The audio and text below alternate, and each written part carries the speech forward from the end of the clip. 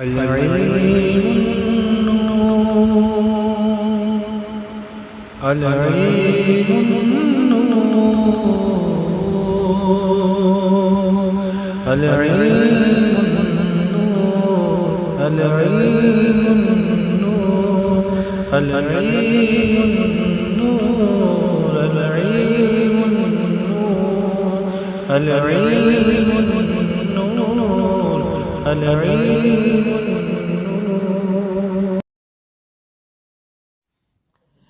الحمد للہ رب العالمین والصلاة والسلام علی سید الانبیاء والمرسلین اما بعد فاعوذ باللہ من الشیطان الرجیم بسم اللہ الرحمن الرحیم۔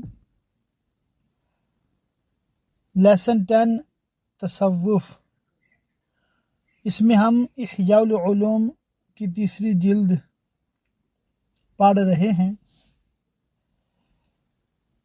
جہاں سے لیسن نمبر 9 ہم نے ختم کیا تھا، وہیں سے انشاءاللہ تعالی آگے مزید ہم لیسن نمبر 10 میں احیاء العلوم کا مطالعہ کریں گے۔ اپنے موضوع پہ یہ لاجواب کتاب ہے حجت الاسلام امام محمد بن محمد غزالی علیہ رحمۃ اللہ الوالی کی مایہ ناز تصنیف ہے۔ صدیوں سے یہ علماء میں بڑی مقبول کتاب چلی آ رہی ہے۔ اس کتاب کو پڑھنے کا سمجھنے کا مقصد کیا ہے کہ ہم اپنے ظاہر کے ساتھ ساتھ باطن کی بھی اصلاح کر سکیں، اور باطن کے حوالے سے جو قرآن و حدیث کی تعلیمات ہیں ان کے متعلق بھی مکمل جانکاری اور معلومات حاصل کر سکیں۔ آئیے بلا تاخیر سبق پڑھتے ہیں۔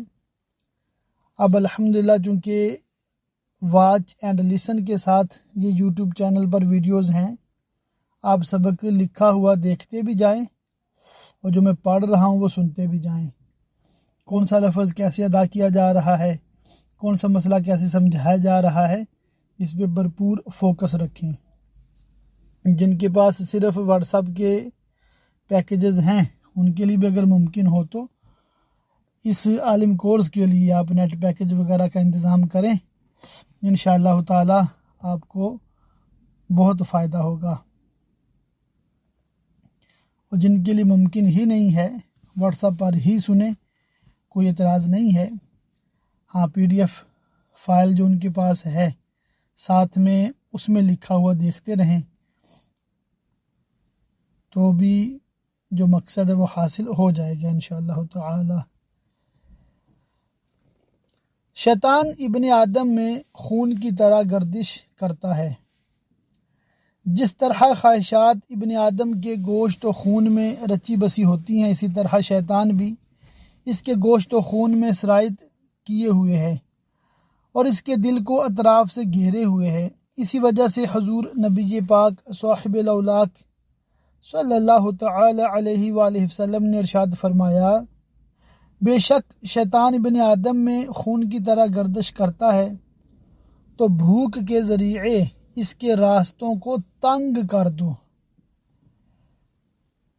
کیونکہ بھوک شہوات کو ختم کر دیتی ہے جو کہ شیطان کے راستے ہیں، اور شہوات نے دل کو اطراف سے گھیرا ہوا ہے۔ اسی وجہ سے اللہ عز و جل نے قرآن پاک میں ابلیس کے اس قول سے آگاہ کیا۔ ترجمہ کنز الایمان، میں ضرور تیرے سیدھے راستے پر ان کی طاق میں بیٹھوں گا، پھر ضرور میں ان کے پاس آؤں گا، ان کے آگے اور پیچھے اور داہنے اور بائیں سے۔ شیطان ابن آدم کی طاق میں مختلف راستوں میں بیٹھتا ہے۔ سرکار والا تبار ہم بے کسوں کے مددگار صلی اللہ تعالی علیہ وآلہ وسلم نے ارشاد فرمایا، بے شک شیطان ابن آدم کی طاق میں مختلف راستوں میں بیٹھا ہے، چنانچہ وہ اس کی طاق میں اسلام کے راستے پر بیٹھا اور اس سے کہا، کیا تو مسلمان ہو رہا ہے؟ اور اپنے باپ دادا کے دین کو چھوڑ رہا ہے، لیکن ابن آدم نے اس کی بات نہ مانی اور اسلام لے آیا۔ پھر وہ اس کی گھات میں ہجرت کے راستے میں جا بیٹھا اور اسے کہا، کیا تو ہجرت کر کے اپنی زمین اور فضا کو چھوڑ رہا ہے؟ مگر ابن آدم نے شیطان کی بات پر کان نہ دھرے اور ہجرت کی۔ پھر شیطان ابن آدم کے انتظار میں جہاد کی راہ میں بیٹھ گیا اور اسے کہا، کیا تو جہاد کر رہا ہے؟ حالانکہ یہ تو جان اور مال کو ضائع کرنا ہے۔ تو لڑے گا تو قتل کر دیا جائے گا، تیرے بعد لوگ تیری عورتوں سے نکاح کر لیں گے اور تیرا مال تقسیم ہو جائے گا۔ ابن آدم نے شیطان کی یہ بات بھی نہ مانی اور جہاد کیا۔ اس کے بعد حضور نبی کریم صلی اللہ تعالی علیہ وآلہ وسلم نے ارشاد فرمایا، جس شخص نے ایسا کیا اور پھر اس کا انتقال ہو گیا تو اللہ عز و جل پر حق ہے کہ اسے جنت میں داخل کر دے۔ مذکورہ حدیث مبارکہ میں رسول اللہ صلی اللہ تعالی علیہ وآلہ وسلم نے وسوسے کی حقیقت بیان فرمائی۔ انہی وسوسوں کو خواطر کہتے ہیں، جو مجاہد کے دل میں آتے ہیں کہ تجھے قتل کر دیا جائے گا اور تیری عورتوں سے نکاح کر لیا جائے گا۔ اور اس کے علاوہ وہ خیالات جو اسے جہاد سے روکتے ہیں۔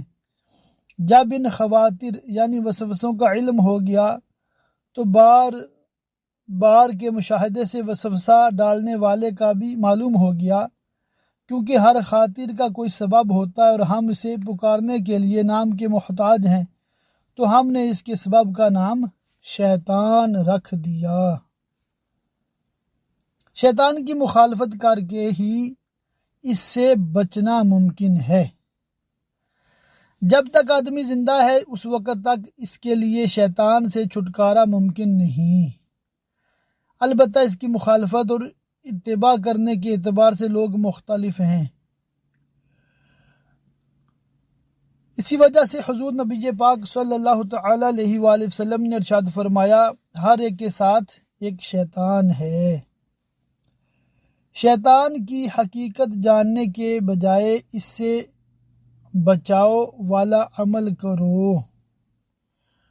جس نے شیطان کا مشاہدہ نہیں کیا کہ وہ لطیف جسم ہے یا جسم ہی نہیں، یقیناً اس کے لیے یہ سمجھنا دشوار ہے کہ شیطان جسم رکھنے کے باوجود انسانی جسم میں کیسے داخل ہو جاتا ہے۔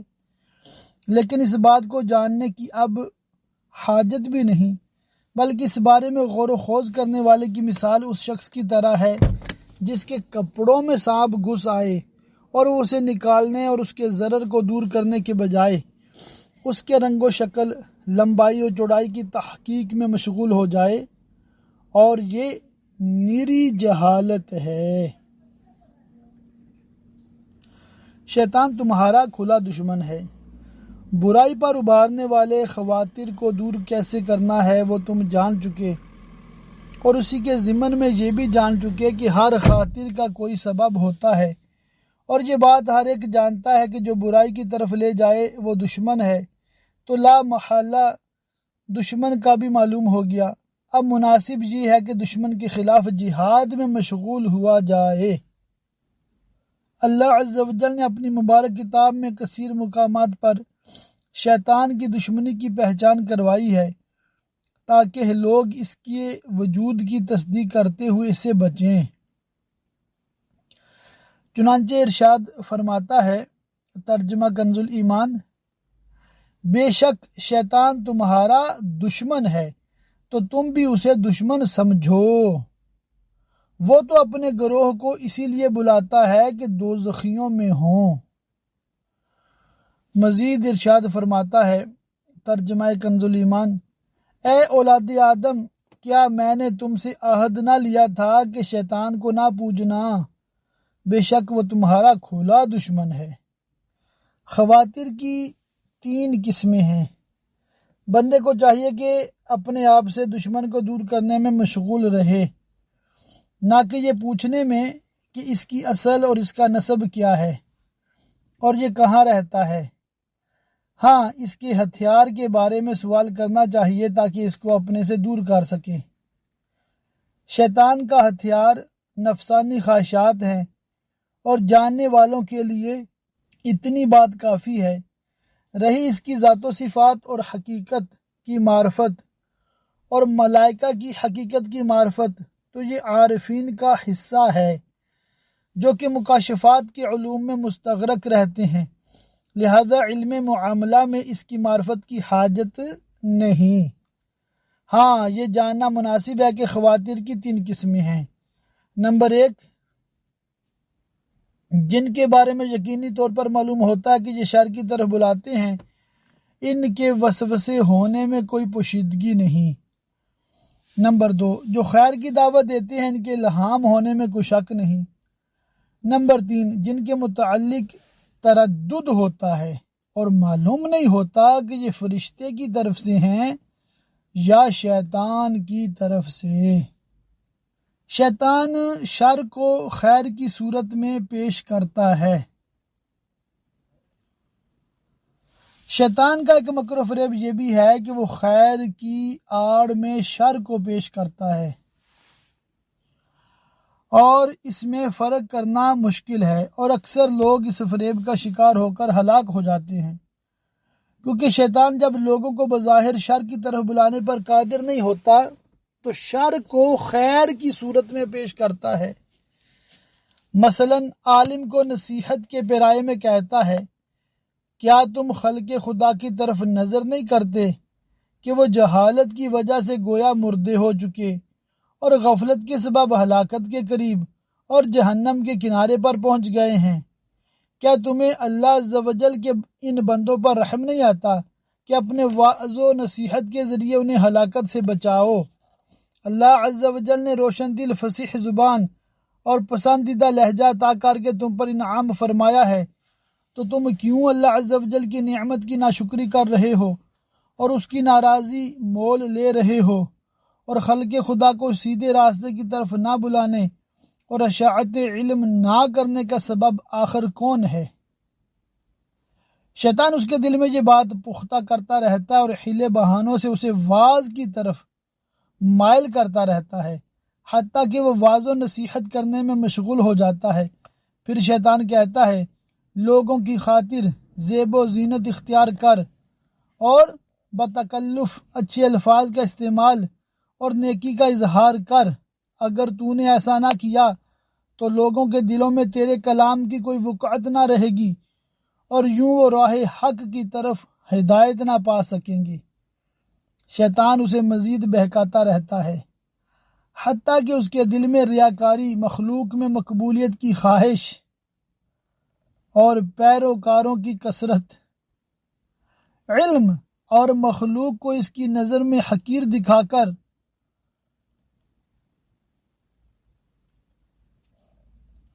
عزت کی طلب کو پختہ کر دیتا ہے۔ اس طرح کی نصیحتیں کر کے بتدریج اس مسکین کو ہلاکت کے قریب کر دیتا ہے۔ اب وہ مسکین لوگوں کو واعظ کرتے وقت یہ گمان کر رہا ہوتا ہے کہ میں بھلائی کر رہا ہوں، حالانکہ در حقیقت اس کا مقصد منصب اور لوگوں میں مقبولیت کا حصول ہوتا ہے۔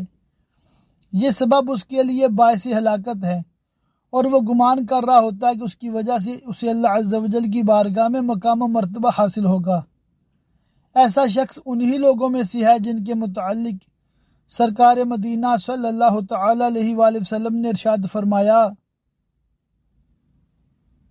یعنی بے شک اللہ عز و جل اس دین کی مدد ایسے لوگوں کے ذریعے کرتا ہے جن کا دین میں کوئی حصہ نہیں۔ نیز ارشاد فرمایا، بے شک اللہ عز و جل اس دین کی مدد فاجر شخص سے بھی کرتا ہے۔ اللہ اللہ اللہ اللہ، انتہائی فکر انگیز یہ مطلب سبق ہے، بالخصوص میرے لیے اور مجھ جیسوں کے لیے جو دین اسلام سیکھنا سکھانا چاہتے ہیں۔ اس کو پھیلانا چاہتے ہیں،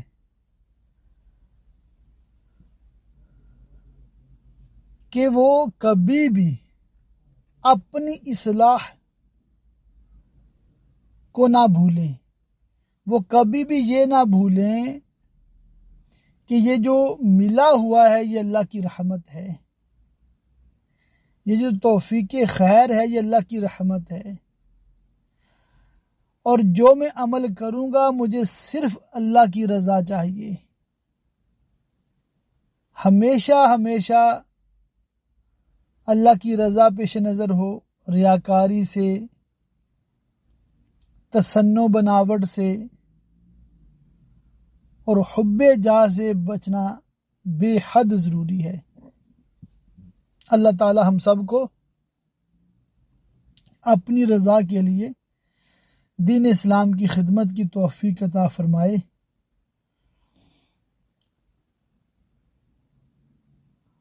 اور ہمارے سبب کبھی بھی دین اسلام کو کسی قسم کا نقصان نہ ہو۔ اللہ اس سے پہلے ایمان پہ موت دے دے، نقصان میرے سبب سے ہو سنت نبی کا صلی اللہ تعالی علیہ وآلہ وسلم۔ شیطان کے کہنے پر کلمہ حق بھی نہ کہا۔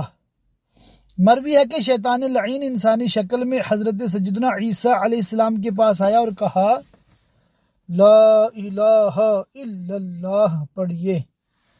آپ علیہ السلام نے فرمایا، اگرچہ یہ کلمہ حق ہے لیکن میں اسے تیرے کہنے پر نہیں پڑھوں گا۔ آپ کے انکار کی وجہ یہ تھی کہ خیر کے تحت بھی اس کے بہت سے مکر و فریب ہوتے ہیں، اور اس قسم کے شیطانی مکر و فریب بے شمار ہیں، جن کے سبب علماء، عبادت گزار، زاہدین، فقراء، اغنیاء اور وہ لوگ ہلاک ہو جاتے ہیں جو ظاہری برائی کو ناپسند کرتے ہیں اور صریح گناہ میں پڑنے کو اپنے لیے پسند نہیں کرتے۔ سیدنا امام غزالی رحمۃ اللہ علیہ کا شیطان کے خلاف جہاد۔ ان قریب ہم شیطان کے دیگر مکر و فریب اس جلد کے آخری باب ذم الغرور، دھوکے کی مذمت کے بیان میں ذکر کریں گے، اور اگر زمانے نے مہلت دی تو ہو سکتا ہے خاص اس موضوع پر تلبیس ابلیس کے نام سے کتاب لکھیں، کیونکہ اب اس کے مکر و فریب بالخصوص مذاہب اور عقائد کے معاملے میں شہروں اور لوگوں میں پھیل گئے ہیں، حتیٰ کہ نیک کام صرف رسمی طور پر باقی رہ گئے ہیں، اور یہ سب کچھ شیطان کے مکر و فریب پر یقین کر لینے کے سبب ہے۔ بندے پر لازم ہے کہ اپنے ہر خیال پر غور کرے۔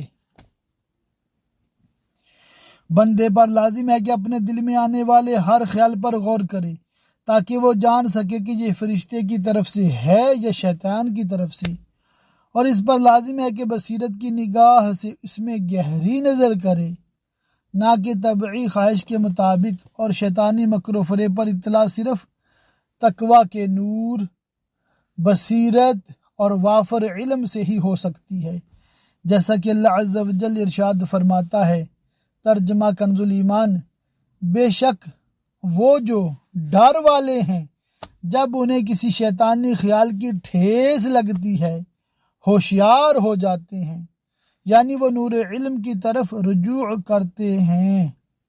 چنانچہ ارشاد ہوتا ہے، اسی وقت ان کی آنکھیں کھل جاتی ہیں، یعنی ان کی مشکل دور ہو جاتی ہے۔ گناہ گار کو شیطانی مکر کی خبر تک نہیں ہوتی۔ جو شخص اپنے لیے تقوی کو پسند نہیں کرتا، اس کی طبیعت خواہشات کی پیروی کے سبب شیطانی مکر و فریب قبول کرنے کی طرف مائل ہو جاتی ہے، تو اس وقت ایسے شخص کی غلطیاں بڑھ جاتی ہیں اور وہ تیزی سے ہلاکت کی طرف بڑھتا چلا جاتا ہے اور اسے شعور بھی نہیں ہوتا۔ ایسے ہی لوگوں کے بارے میں اللہ عز و جل نے ارشاد فرمایا، ترجمہ کنز ایمان، اور انہیں اللہ کی طرف سے وہ بات ظاہر ہوئی جو ان کے خیال میں نہ تھی۔ اس کی تفسیر میں کہا گیا ہے کہ اس سے مراد وہ اعمال ہیں جن کو وہ نیکیاں سمجھتے تھے، جب دیکھا تو پتہ چلا کہ وہ تو گناہ ہیں۔ نفس کے دھوکے اور شیطانی مکر کا جاننا فرض عین ہے۔ علوم معاملہ میں سب سے مشکل علم نفس کے دھوکوں اور شیطان کے مکر و فریب کو جاننا ہے۔ اس کا علم ہونا ہر بندے پر فرض عین ہے، لیکن لوگ اس سے غافل ہیں اور ایسے علوم کو حاصل کرنے میں مشغول ہیں جو وسوسوں کو لاتے ہیں اور ان پر شیطان کو غالب کر دیتے ہیں، نیز اس کی دشمنی اور اس سے بچنے کے طریقے بھی بھلا دیتے ہیں۔ وسوسوں کی کثرت سے نجات کی صورت۔ وسوسوں کی کثرت سے نجات کی صرف یہی صورت ہے کہ نفسانی اور شیطانی خواطر کے دروازوں کو بند کر دیا جائے۔ خواطر کے ظاہری دروازے حواس خمسہ ہیں اور باطنی دروازے شہوات اور دنیا کی طرف مائل کرنے والی اشیاء ہیں۔ تاریک گھر میں تنہائی اختیار کرنا حواس خمسہ کے دروازوں کو بند کرتا ہے اور اہل و عیال اور مال سے علیحدگی باطن سے وسوسے کم کرتی ہے، لیکن کچھ خیالات پھر بھی باقی رہتے ہیں اور یہ صرف اسی صورت میں دور ہوتے ہیں جب دل کو ذکر اللہ میں مشغول رکھا جائے۔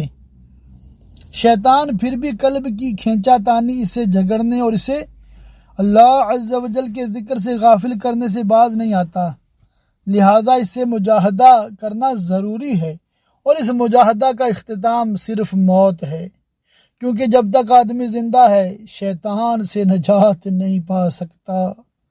ہاں، بعض اوقات آدمی قوی ہوتا ہے کہ شیطان کا کہا نہیں مانتا اور مجاہدے کے ذریعے اس کے شر کو اپنے سے دور کر دیتا ہے، لیکن پھر بھی اس کے خلاف جہاد اور اس کے شر کو دفع کرنے سے اس وقت تک بے نیاز نہیں ہوا جا سکتا جب تک انسان کے بدن میں خون کی گردش باقی ہے، کیونکہ جب تک انسان زندہ ہے اس وقت تک اس کے دل کی طرف شیطان کے دروازے کھلے رہیں گے اور وہ شہوت، غضب، حسد، حرص اور دیگر برائیاں ہیں۔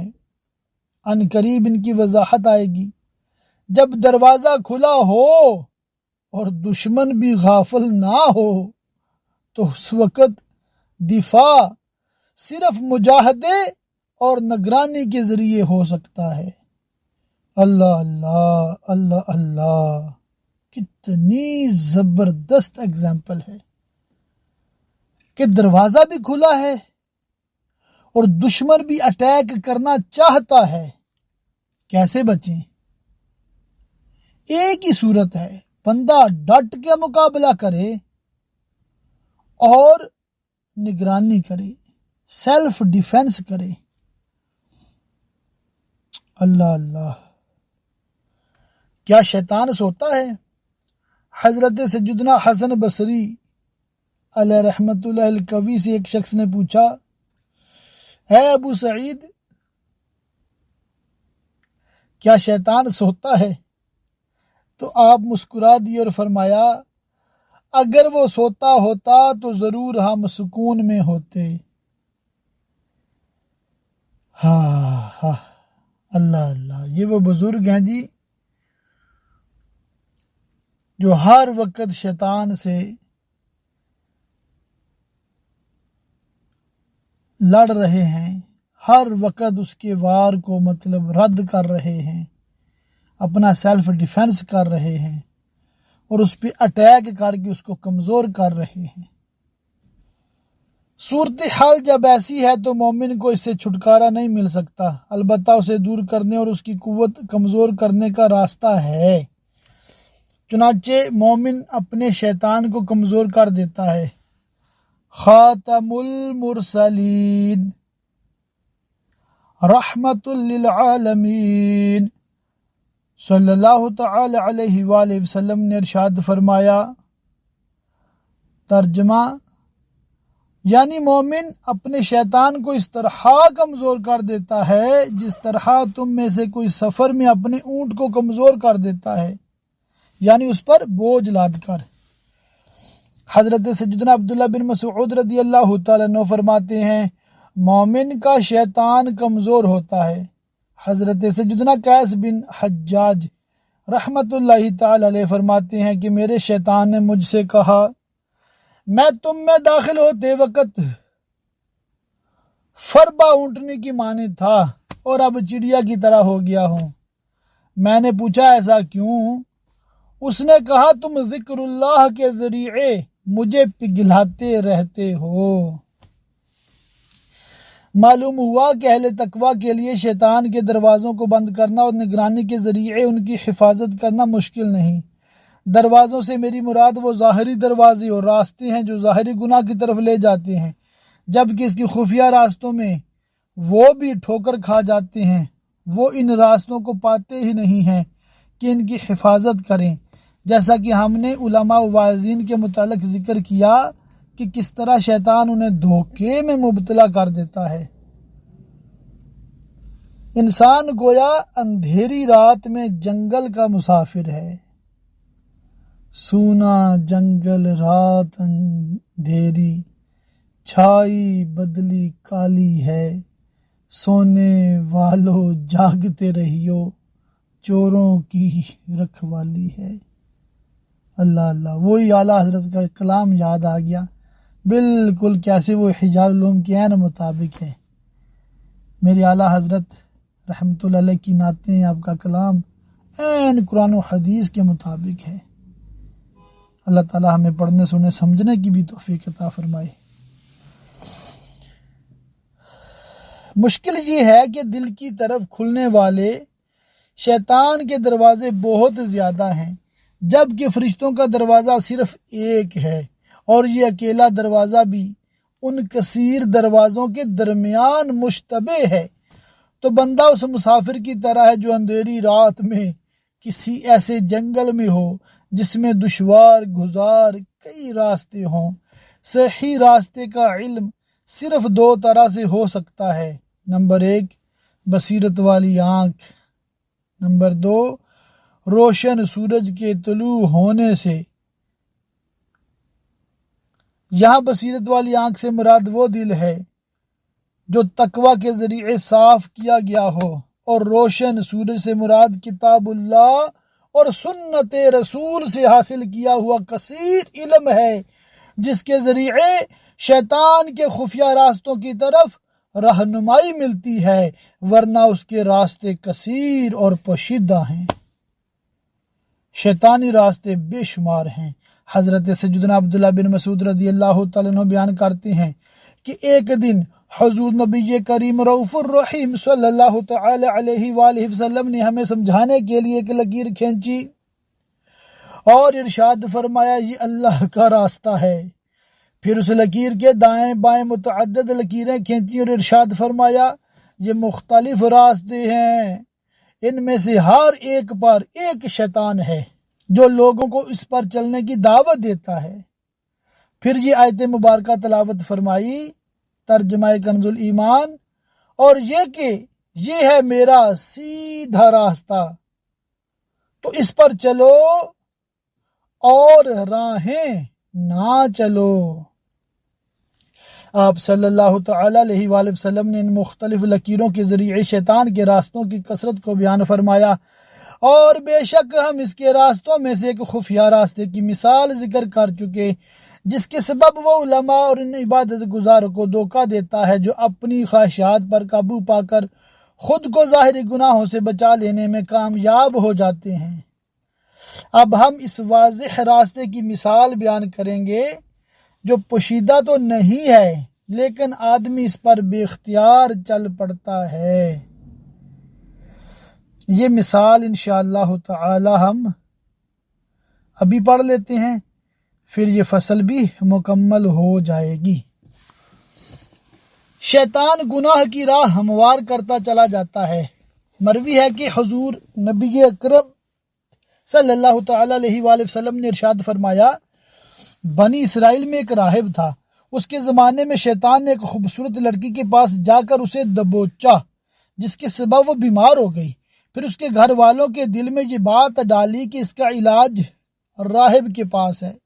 چنانچہ وہ لڑکی کو اس کے پاس لائے تو راہب نے بغرض علاج اسے اپنے پاس رکھنے سے انکار کر دیا، مگر لڑکی کے گھر والے اصرار کرتے رہے حتیٰ کہ وہ مان گیا۔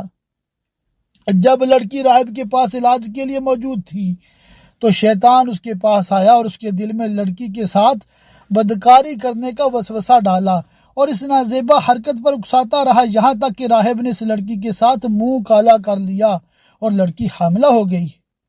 پھر شیطان نے اس کے دل میں وسوسہ ڈالا کہ اس کے گھر والے آئیں گے اور تو بدنام اور رسوا ہو جائے گا، لہذا اسے قتل کر دے، وہ پوچھیں تو کہہ دینا کہ مر گئی۔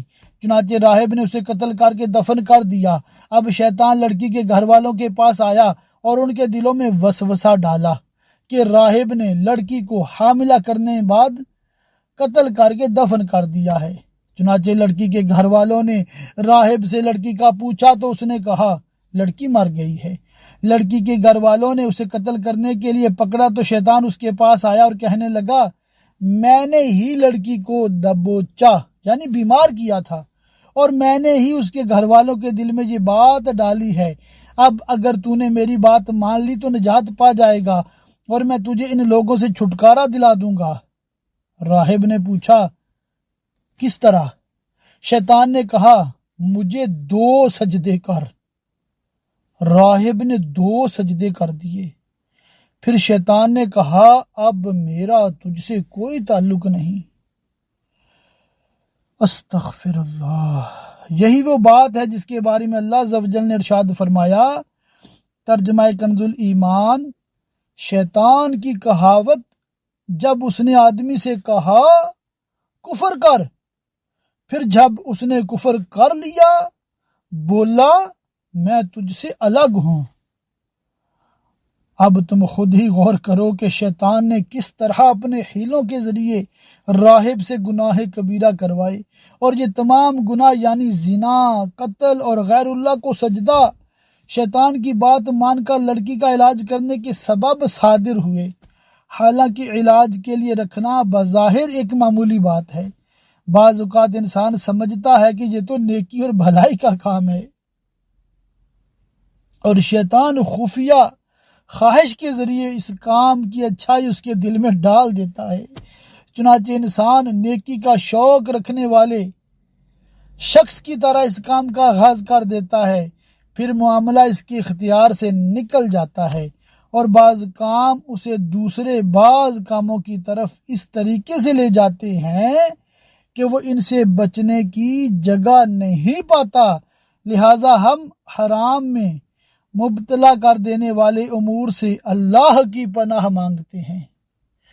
بے کسوں کے مددگار شفیع روز شمار صلی اللہ تعالی علیہ وآلہ وسلم کے اس فرمان میں اسی جانب اشارہ ہے، جو چراگاہ کے گرد پھرے گا تو قریب ہے کہ وہ اس میں داخل بھی ہو جائے۔